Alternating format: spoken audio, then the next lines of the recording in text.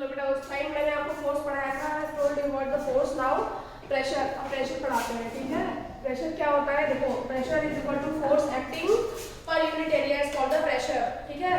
किसी भी particular area पे अगर फोर्स एक्ट कर रहा है that is called the pressure. मान लो ये इतना बड़ा सा वॉल है, ठीक है, ये एक वॉल है और वॉल पे यहाँ पे एक स्टूडेंट है या एक बच्चा है, यहाँ पे ये फोर्स अप्लाई कर रहा है, इस वॉल पे ही इज अप्लाइंग अ फोर्स, ठीक है।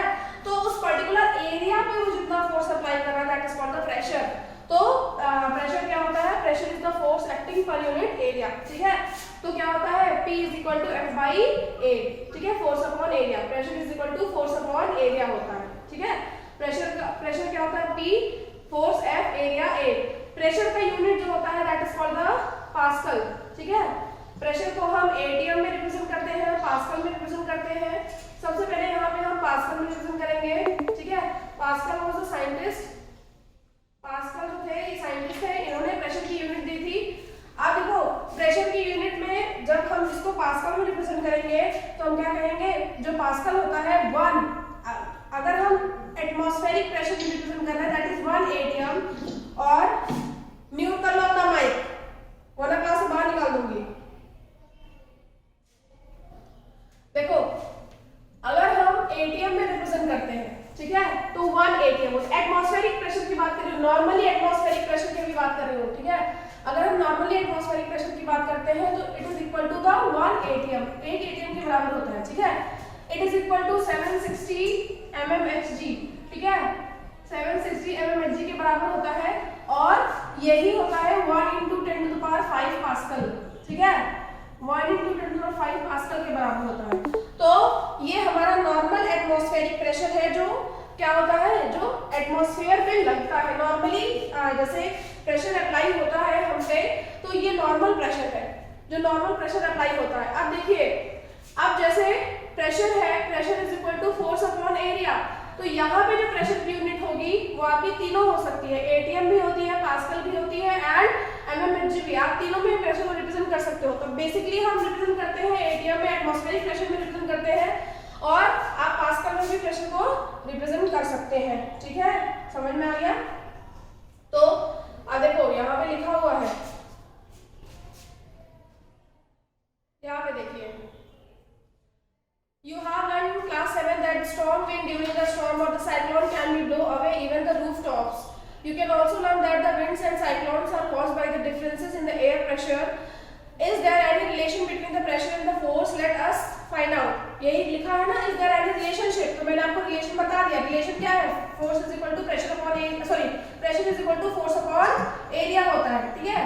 Pressure is force applying per unit area. देखो जैसे पर्टिकुलर फिगर नंबर 11.12 में आप देख सकते हैं कि a man is having a nail और वो हैमर से इसको क्या कर रहा है, मार रहा है। तो हैमर से जब उस नेल के ऊपर जब वो मार रहा है तो क्या हुआ, इस पर्टिकुलर एरिया पे, सिर्फ इसी पर्टिकुलर एरिया पे वो फोर्स अप्लाई कर रहा है। It is called the pressure. He is applying the pressure on the particular area, ठीक है, top of the nail. Now try to push a nail into a wooden plank by its head. Did you succeed? Try now to push the nail pointed in. Could you do this type?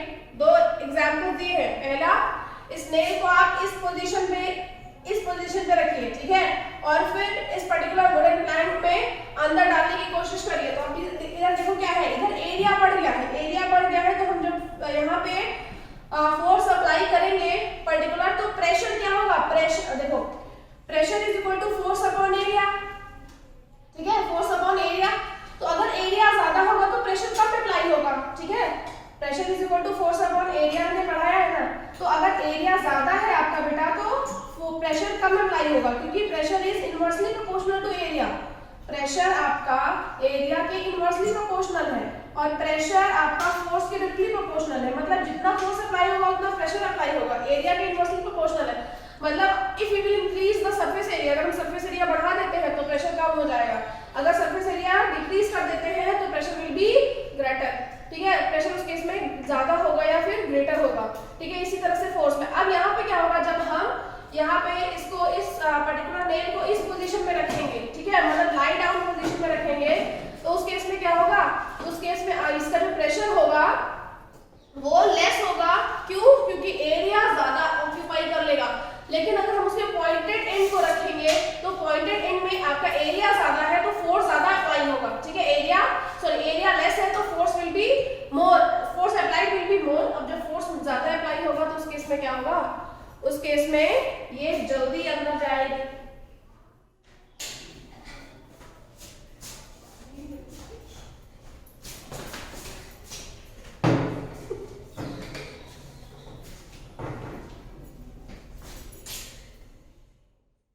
ठीक है बेटा, समझ में आ गया?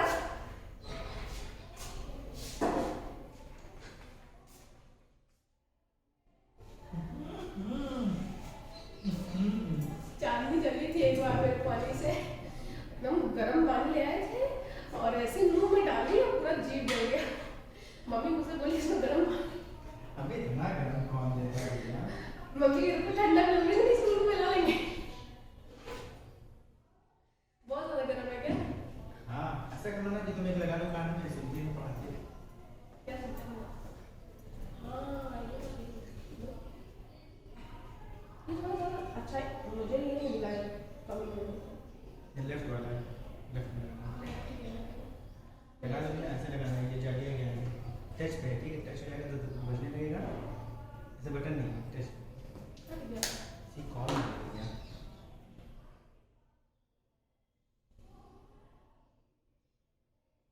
ठीक से लगाओ, ऐसे करके ऊपर और घुमाओ और घुमाओ और घुमाओ, घुमाते जाओ। अरे भैया ऐसे लगाइए, तुम ऐसे नहीं लगाना है, ऐसे लगाना है। तो लगा दो। हम हाँ, कैसे ऐसे? और अच्छा, कितना घुमाना है? नहीं, रुक जाओ, लगाने हैं तो फिर देखा जाए।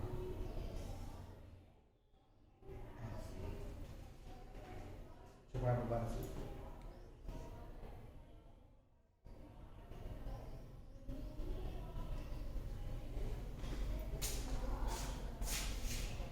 वॉल्यूम कम है।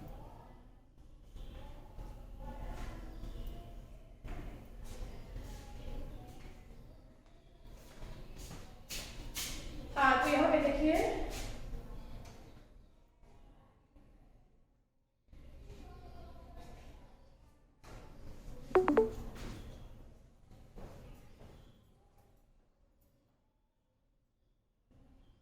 यहाँ पे देखिए बेटा, ठीक है, force is equal to pressure upon area आपने पढ़ लिया है।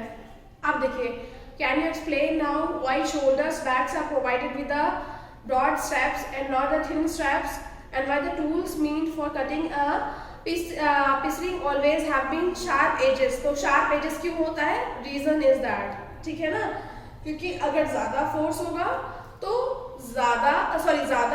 कम एरिया होगा तो ज्यादा फोर्स अप्लाई हो पाएगा और ज्यादा प्रेशर होगा। एरिया अगर इतना कम होगा और इतने दोनों एरिया में, अगर दोनों एरिया हम कंपेयर करते हैं, area number A and B, ठीक है, दोनों के एरिया को if you compare both of the area, then what happen, जो एरिया ए है इसमें हम ज्यादा प्रेशर अप्लाई कर सकते हैं as compare to area B. ठीक है, this is the reason why the pointed nails can be sharp और the sharp object can harm us easily as compare to the जिसका सरफेस एरिया ज्यादा होगा। ठीक है, जिसका सरफेस एरिया कम होगा वो हमको ज्यादा हार्म पहुंचा सकता है as compare to the object which have the larger surface area. ये भी लगा दो, इतना तेज जल्दी सुन सकते हो।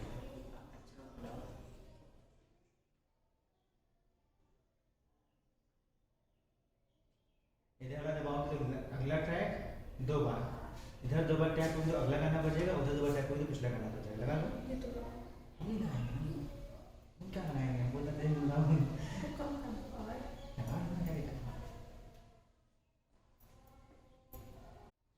हाँ, तो यहाँ पे देखिए, pressure exerted by the liquid and gases. ठीक है, लिक्विड और गैस से जो प्रेशर एक्सर्ट होता है, तो यहाँ पे एक्टिविटीज दी हुई हैं, आपको एक्टिविटीज के अकॉर्डिंग पढ़ना है बेटा। देखो, जैसे for example in first activity number 11.8, take a transparent glass tube और a plastic pipe, the length of the pipe or the test tube should be about 25 centimeter and its diameter should be 5.75. ठीक है?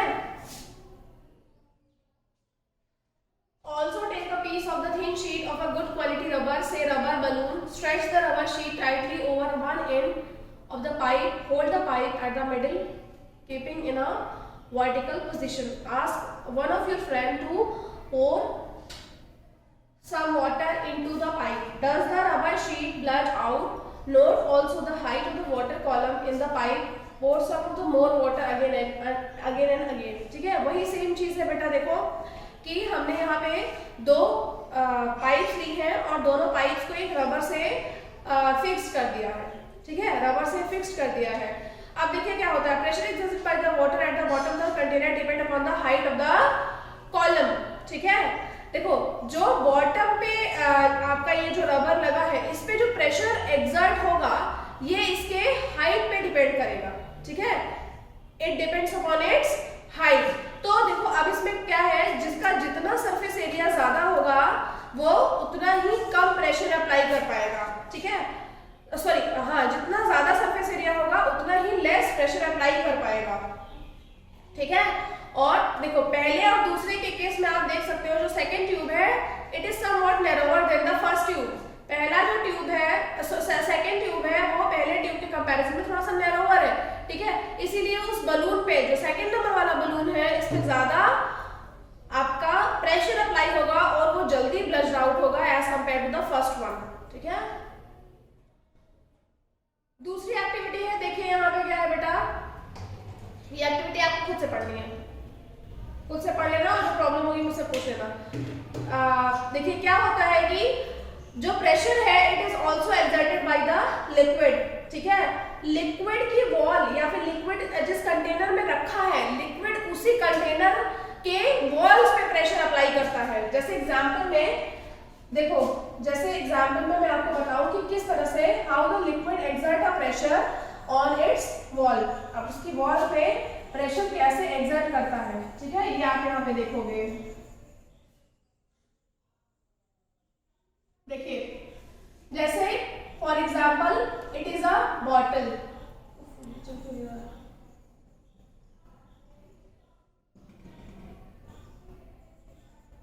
ठीक है, देखो जैसे इसे मैं बताती हूँ, जैसे ये फॉर एग्जाम्पल आपका कंटेनर है। ठीक है, ये कंटेनर है and it is filled of a liquid. Liquid से फिल्ड है टिल हियर, यहाँ तक फिल्ड है। ठीक है, अब क्या होगा बेटा, अब देखिए इस केस में आप यहाँ पे देखोगे कि if the liquid is filled in this container, अगर लिक्विड इस कंटेनर में फिल्ड है हमारा तो it will apply the pressure on it's wall. इसकी वॉल पे ये इस तरह से यहाँ पे प्रेशर अप्लाई करेगा। ठीक है, वॉल पे प्रेशर अप्लाई करता है। अभी आप जब 9th में जाओगे तो आप यहाँ पे देखोगे कि why does the gas present in a container apply the pressure on the wall of the container. क्यों?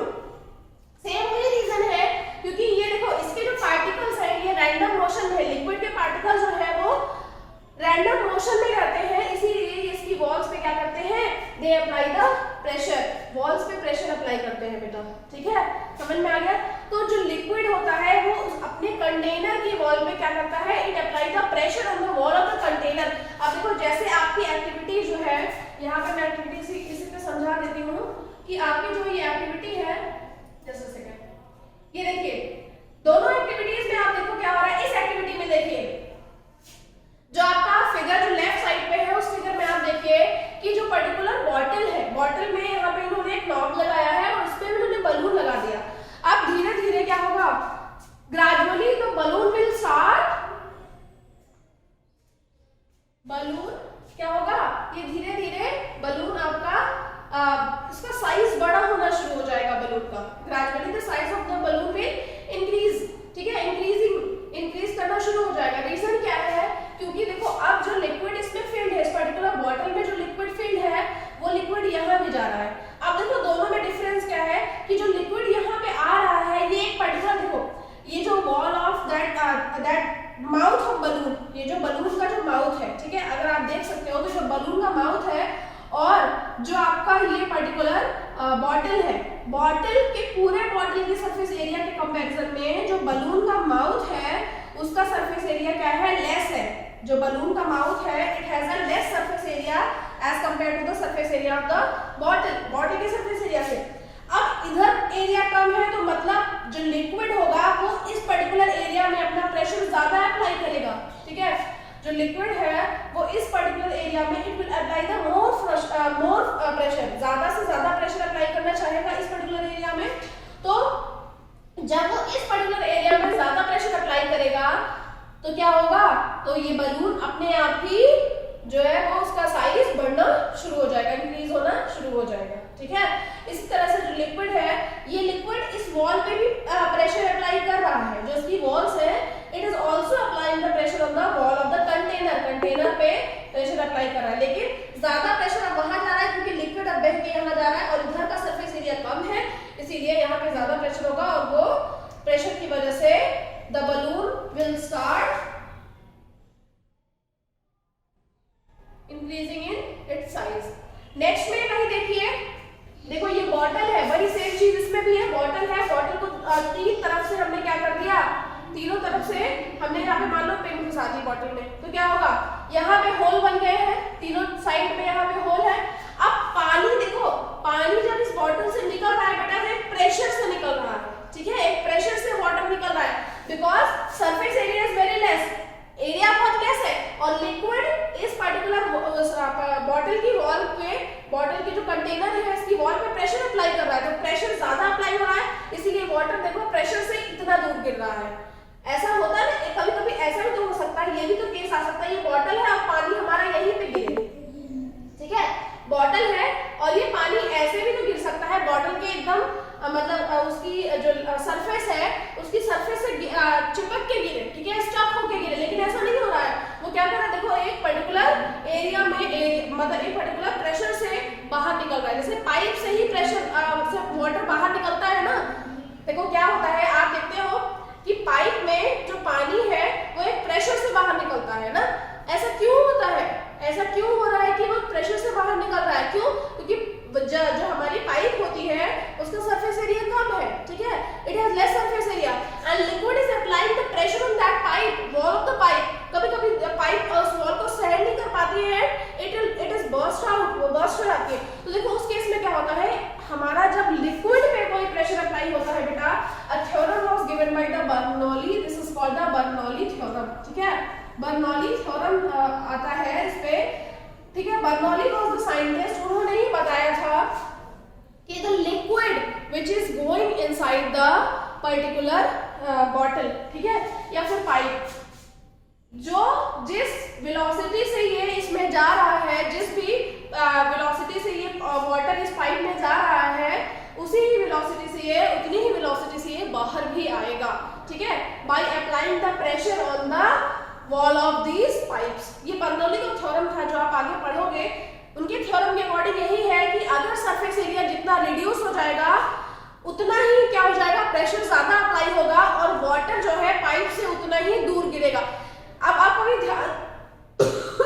ध्यान से देखिए बेटा, आप देख सकते हैं जब कभी भी, आप ध्यान से देखिए, आप देख सकते हो कि जब कभी क्या होता है आपका, बेसिकली जब आप पाइप के मुंह को आगे से ब्लॉक कर देते हैं, आप बंद कर देते हैं, थोड़ा सा अगर आप बंद कर या फिर प्रेस कर देते हैं, ठीक है, जब आप प्रेस करते हो तो क्या होता है, वाटर और दूर तक जाने लगता है, गिर के, है ना, जैसे मान लो ये पाइप है और इसमें पानी जो है इतनी दूर तक जा रहा है, ठीक है, पानी इतनी दूर तक जा रहा है, लेकिन अगर आप इस पाइप के आगे के जो उसका आगे का माउथ है, इसको आप अपने हाथ से ही बंद कर देते हो, आपने घरों में किया होगा इसको, आप इसको यहाँ से क्लोज कर देते हो, तो क्या होता है, ये वाटर जो इतनी दूर जा रहा था वो इतनी दूर जाने लगेगा, ठीक है, उसका जो पोजीशन होगा it will be like this now, वो अब यहाँ तक आएगा, ठीक है।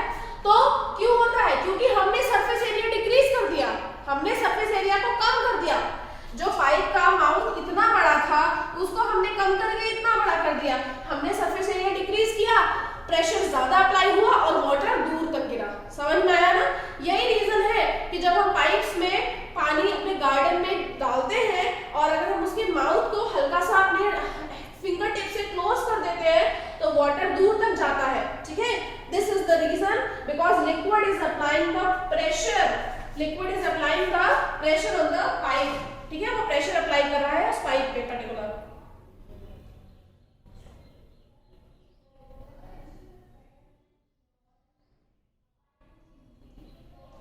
एक क्वेश्चन यहाँ से एक पूछा जाता है, why does the gases apply the pressure on the wall of container in which they kept. ठीक है, देखो जैसे मान लो ये हमने एक कंटेनर लिया है, इस कंटेनर में हमने गैस भर दी है, ठीक है, तो why does the gas apply the pressure on the wall of container. इस कंटेनर में वो प्रेशर क्यों अप्लाई करेगी?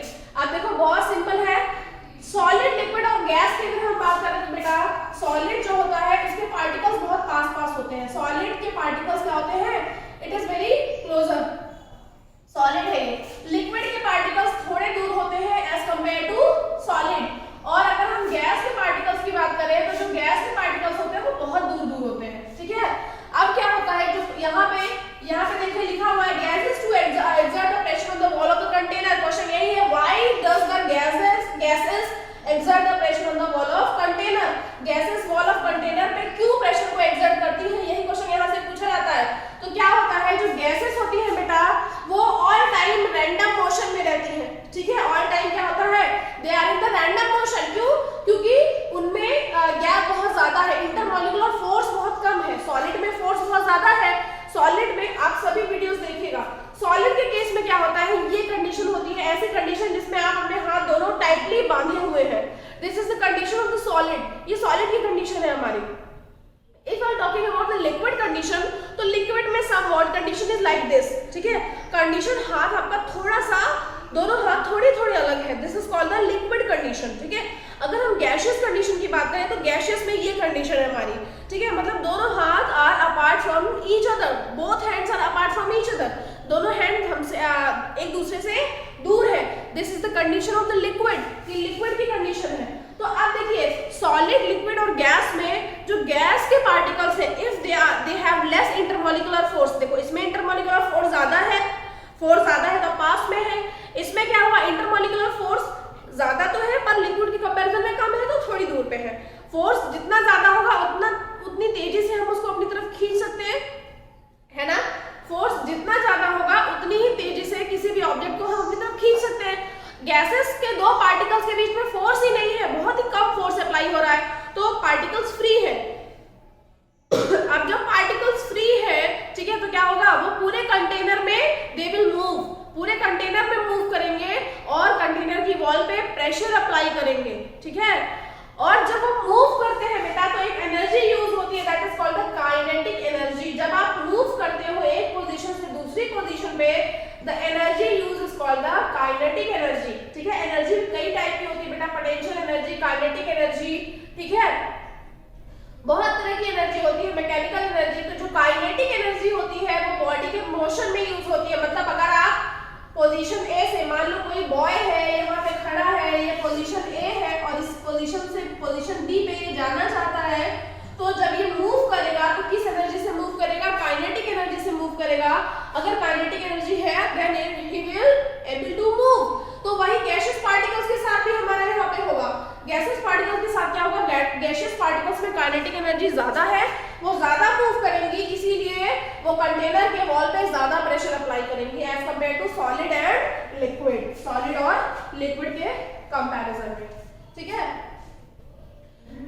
हम यहाँ पे एटमॉस्फेरिक प्रेशर की बात करते हैं। एटमॉस्फेरिक प्रेशर क्या होता है, the pressure applied on the atmosphere, this is called the atmospheric pressure. Basically हम कह सकते हैं the envelope of the air is known as the atmosphere and the atmospheric air extends up to the many kilometers above the surface of the earth.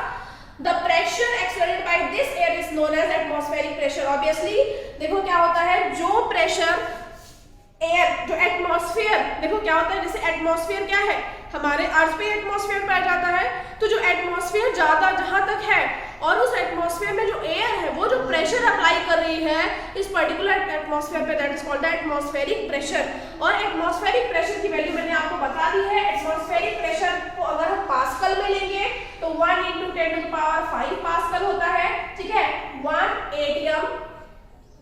atm is equal to 1 × 10⁵ pascal भी होता है, 1 atm भी होता है और 760 mmHg भी होता है। ठीक है, these are the measurement of the particular standard atmospheric pressure की मैं बात कर रही हूँ। अगर हम स्टैंडर्ड एटमॉस्फेरिक प्रेशर की बात करते हैं तो this is the standard atmospheric pressure in which we are surviving, जिसमें हम सर्वाइव कर रहे हैं, ठीक है, इसमें हम सर्वाइव कर रहे हैं। यही रीजन है कि why the people which are living on the mountain region, they are if we are going in the mountain region, if the people which are living who are living on the plain region, अगर जो लोग plain region में रह रहे हो, and if they will go they will go on the mountain region, ठीक है, अगर वो suddenly mountain region पे जाते हैं, then what happened after a certain time they will start bleeding from their nose, उनकी नोज से ब्लीडिंग स्टार्ट हो जाती है। व्हाई? क्योंकि पर्टिकुलर प्रेशर वहां पे क्या है, जब आप प्लेन से आप हिल्स पे जाते हो तो हिल्स पे क्या होता है, प्रेशर, एटमॉस्फेरिक प्रेशर ज्यादा होता है।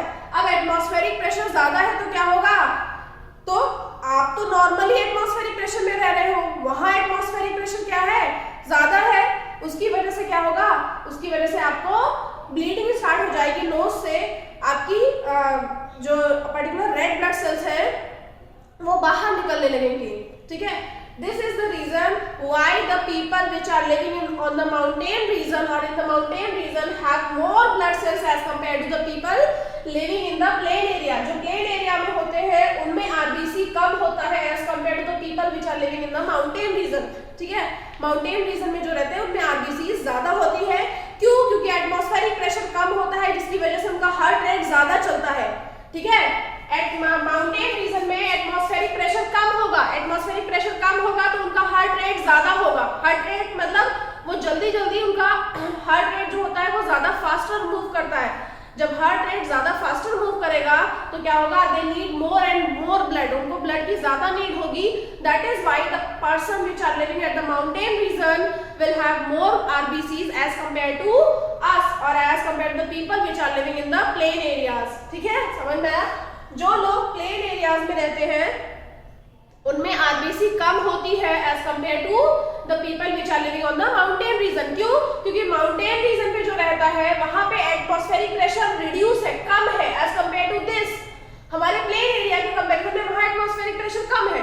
एटमॉस्फेरिक प्रेशर कम होगा तो क्या होगा, जो हार्ट रेट बढ़ जाएगा, हार्ट रेट जब बढ़ेगा तो they will need more blood, उनको ज्यादा ब्लड की जरूरत होगी और ज्यादा ब्लड होने की वजह से उनका जो पर्टिकुलर आरबीसी का काउंट होता है वो ज्यादा होता है।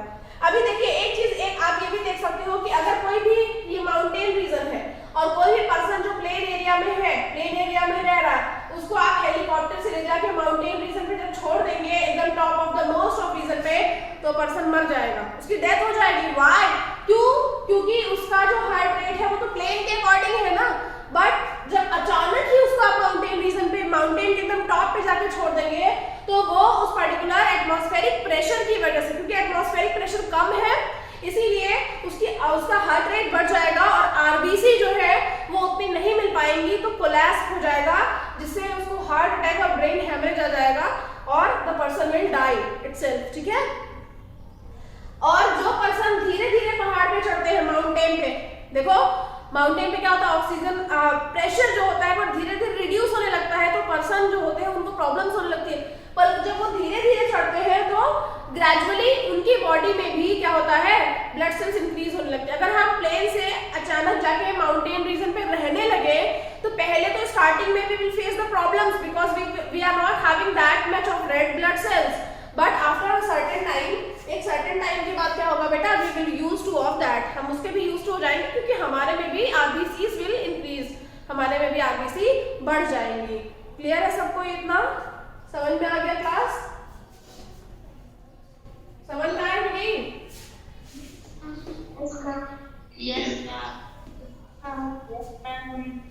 ओके ठीक है। अब जो भी डाउट है नेक्स्ट सेशन में आप व्हाट्सएप क्लास में मुझसे पूछ सकते हैं।